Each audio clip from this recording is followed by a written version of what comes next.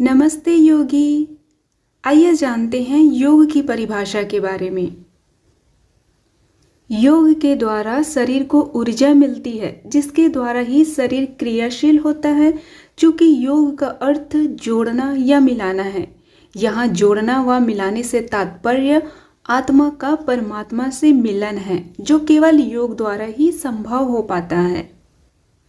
विभिन्न विद्वानों ने समय समय पर इसके अर्थ को स्पष्ट करते हुए परिभाषाएं दी हैं, जिनमें से कुछ निम्न हैं। महर्षि पतंजलि के योग शास्त्र के अनुसार योगश्चित्त वृत्ति निरोध अर्थात मन की वृत्तियों जैसे रूप, रस, गंध, स्पर्श व शब्द के लोभ में दौड़ आदि को रोकना योग है। अर्थात इनके अनुसार मन या चित्त की चंचलता का दमन ही योग है। भगवद गीता के अनुसार योगः कर्मसु कौशलम अर्थात कर्म करने की निपुणता ही योग है। स्वामी विवेकानंद सरस्वती के अनुसार योग उस साधना प्रणाली का नाम है जिसके द्वारा जीवात्मा व परमात्मा की एकता का अनुभव होकर परमात्मा के साथ आत्मा का संयोग होता है।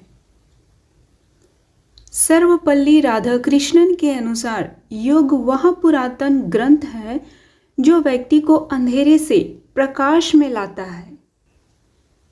श्वेताश्वर उपनिषद के अनुसार योग में प्रवृत्ति करने का प्रथम फल यही होता है कि योगी की देह हल्की हो जाती है, निरोग हो जाती है, विषयों का लोभ समाप्त हो जाता है, कांति बढ़ जाती है, स्वर मधुर हो जाते हैं, देह से सुगंध निकलने लगती है और मल मूत्र थोड़ा हो जाता है।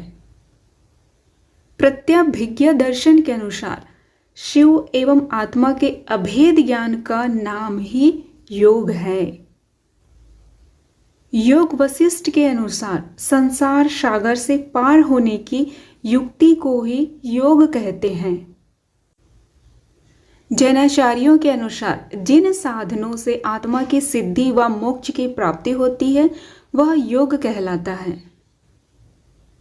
योगी रामचरक के अनुसार हम सभी अनंत शक्ति के स्वामी हैं और इस शक्ति के रहस्य से परिचित कराने की कला योग विज्ञान में निहित है। योग से संबंधित परिभाषाओं के आधार पर निम्नलिखित विशेषताएं ज्ञात होती हैं। प्रथम विशेषता क्या है? तो प्रथम विशेषता है योग आत्मा व परमात्मा के एकीकरण का साधन है।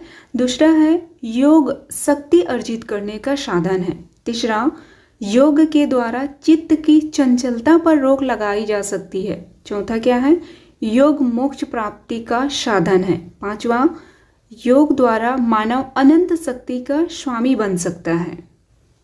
छठवां, योग द्वारा व्यक्ति के ज्ञान में वृद्धि होती है व वह अज्ञानता से ज्ञान की तरफ अग्रसर होता है। सातवां, योग व्यक्ति के जीवन में सफलता प्राप्त करने में सहायक होता है।